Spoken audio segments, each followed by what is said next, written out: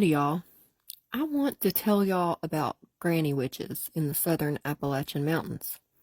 Now, they were all over Appalachia, but my experience, personally, because that's where I'm from, is the Southern Appalachian Mountains. So, when people are talking about granny witches, they're not really talking about like what you'd see in the movies of, like Hocus Pocus, where they're, you know, saying spells and mixing stuff and it's magic and turn somebody into a cat or anything like that, or like what you'd see on the old TV show Bewitched, where she just wiggles her nose and can do all sorts of magic and clean her house all at one time. It's not that kind of thing. So, before modern medicine, obviously, the whole world, all over, people used what they had in their environment. They used herbs, plants of all sorts, things from their religion to try to cure ailments of people in their community. And when people started coming over to America, they brought their customs with them. So with the Southern Appalachian granny witches, a lot of that was people from Scotland. So the Scots, Irish, Ulster Scots, and English had many people who practiced what you'd call granny witching, which was like folk medicine, using herbs, medicinal plants of all sorts. Some used stones, some used laying on of hands. People used verses from the Bible. Some people did use chants or maybe what you'd call a spell. And when Christianity came and tried to convert people, some of them were already Christian, some of them were pagan or other religions, some of them were of no religion in specific. They just used these remedies as kind of common sense. You got, like, I don't know, say peppermint out in your yard. Well, that's good for an upset stomach. So it was just common sense to, make a tea out of it and drink it, among other things it's good for. So when they came to America, they brought those traditions with them. Well, specifically in my area, the Cherokee Native Americans had been living in the mountains for 16,000 years, and they knew all about the herbs and the plants in the area. Well, they were gracious enough to teach it to our ancestors. So when the Cherokee Native Americans taught their knowledge to our ancestors, some of these people who were already, I guess what you'd consider a granny witch, I'm not really sure exactly what they were called in their countries of origin, they incorporated this knowledge into the knowledge they already had, and it furthered their practice, you might say. And they learned all about the plants that were native to their new area, things that maybe they didn't have where they came from. The mountains were very segregated and isolated, and if you go today, like when I go back home, for example, I don't have a bunch of restaurants all within 5 minutes of my house. I got to drive for a while. If I want to go to Walmart, it's at least a 45-minute drive. It's not like that where I'm at right now. And it's a huge culture shock for me, but I'm just saying. And the further into the past that you look from when we first settled in our area, the ancestors, it was even more segregated and isolated back then. And that happens to be a lot of the reason that it seemed like the rest of the country progressed, or did, faster and in what you might call more modern ways. Now, the people in the area are often wary of strangers. This was especially so back then. And if something was happening, like some emergency happened, there may not even have been a doctor in that area. So there had to be someone to help them, to help the community. If there was a hospital, it was really far away, and depending on what was going on, you may not be able to get there. You may not have the money to pay to go to the hospital. And again, people were wary. They were scared of what they didn't know. They didn't, if they didn't know you and they didn't trust you, then, there's still people that obviously do not trust modern medicine. And that's not just in Appalachia or just in the South. So these granny witches, they were often the people that went around, had a bag full of, say, herbs or concoctions, and if they used stones for healing, that, whatever they used, and they'd go around and see people who were sick. And say you had a cold, they might give you whatever remedy they had. They would use Bible verses, just like there's a Bible verse that you can say over someone having a nosebleed to make bleeding stop, or other kinds of bleeding.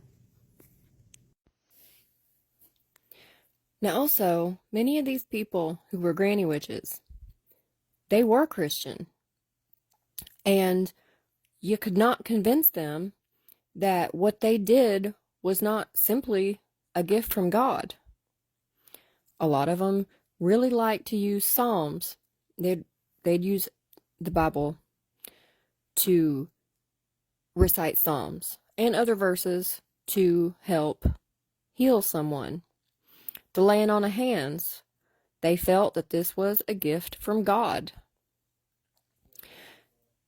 And now, the knowledge of the granny witch, it was only passed down through the family, and it was only if said particular granny witch felt that, say, their daughter or their granddaughter, if they felt they had the gift, some would pass down part of their knowledge, some would pass down all of their knowledge, and it wasn't necessarily if they believed you had a gift from God. So it goes both ways there. And again, some didn't have any specific religion, but a lot of them were actually Christian and felt that everything in this world, from a rock to a plant to whatever they used, was all created by God, and that God gave us what we needed to take care of each other. Now, the knowledge that they had was never passed down to outsiders. And to my knowledge and my experience, I have had the honor of meeting a couple of true granny witches in my lifetime. And I actually had some in my family a little ways back. They did not just teach everything that they knew to everyone. And the stuff they did teach, they'd teach about the herbs that people could use and how to use them to make a tea, or even if you didn't have to make a tea, or how to make a poultice. And I make mountain medicine videos trying to share some of the herbal and natural home remedies or folk medicine that I was taught by my mama, and she is taught by her mama, and we call her Ma. I never met her. She passed away 5 years before I was born. But my whole family's always been very, very Christian, and we have used Bible verses. I know as a kid, I had really bad nosebleeds. My papa, he actually found the Bible verse for bleeding, said it when I was having one, and I never had another nosebleed again.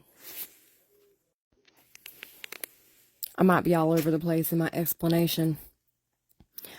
But another thing that granny witches did was deliver babies and help women who were pregnant, and giving them remedies for all the symptoms you have during pregnancy, like morning sickness and just generalized nausea. And they would check on you throughout your pregnancy, and when it was time to have the baby, they were the ones there delivering the baby. And if there were complications, if anyone knew what to do, it was them. And of course, as in everywhere, before more modern medicine, a lot of women passed away during childbirth because, there's only so much you can do at home by yourself, not able to, say, do surgery or modern surgery or whatnot. But now we have midwives, and that has kind of replaced that particular job of the granny witches. People still have home births and they still use the midwives, but they still end up, having a plan in case something goes wrong to where they can, call the ambulance or go to the hospital. But they didn't have that option back in the day. So you still see a lot of modern people who aren't even granny witches in my area, and probably all around too, but like I said, I'm speaking from my experience in my area, use all kind of herbal remedies. And I think it's really important because I do enjoy the benefits of modern medicine. And if I need some penicillin or some sort of antibiotic or what have you, I enjoy being able to go to the doctor, and I'm blessed that I can and to get those medications. However, I do try to do whatever mountain medicine and home remedies that I can, as opposed to just jumping straight to pharmaceutical medications. So I do a blend of medications for myself. I have a lot of different teas. I have a lot of different poultices, all that stuff that I use, and I have been making videos and uploading them. I hadn't gotten any of them to YouTube yet, I don't think. Maybe one, but I will post those because I want to share that knowledge. There's so many shortages of medications right now. I'm not saying don't go to the doctor, don't use pharmaceutical medications that you need. I'm not saying that at all. But they can be complementary, and you should always ask your doctor because, depending on your health conditions or whatnot, you may not be able to use a certain specific remedy or herbal tea or whatnot. But I have to say, like many other people, I'm concerned about things that are going on and medications that are in shortage and, stuff like that. And if some sort of mountain medicine that I know can help you and your doctor says it ain't going to hurt you, it's not going to interact with any medications, because they can, or it's not going to interact with any pre-existing medical condition that you have, because they can, then I'm all for having that knowledge just in case. You never know what you might have to do. Maybe you go on some kind of, I don't know, maybe you go on the Appalachian Trail and you're out somewhere and something happens or you get sick and you can't get to the doctor right away, and there's a pine tree there. You can make some pine needle tea if you got something to boil water with. So that's one of the things I've made a video about, is how to make pine needle tea. And of course, like I said, there's always contraindications. But you just gotta check that. None of it's medical advice. It's just sharing what I know, because I'm hoping if anyone ever needed it, it could help them. So I hope I haven't drug on too long. There's a lot more to granny witches than what I have explained. Like I said, I have had the honor of meeting a couple in my lifetime, and there's not as many as there used to be, because we do have more modern medicine now, and like with the midwives, for example, they're not needed like they were to come deliver a baby. And most communities have a doctor now. One of the towns, I'm kind of from two towns, but one of them actually doesn't have a doctor, so you got to drive to one of the next counties to see a doctor, or to go to a hospital. But, it's not going to take as long as it did back in them days. And, most likely you have transportation, or you can call an ambulance, which you couldn't do back then. But I don't want people to forget who these people were, who were mainly women. I don't want them to be forgotten. I don't want their legacy to be forgotten. And I don't want people to misunderstand what they were. They were healers. They had a gift from God, or it was stuff they learned. But they were very special people,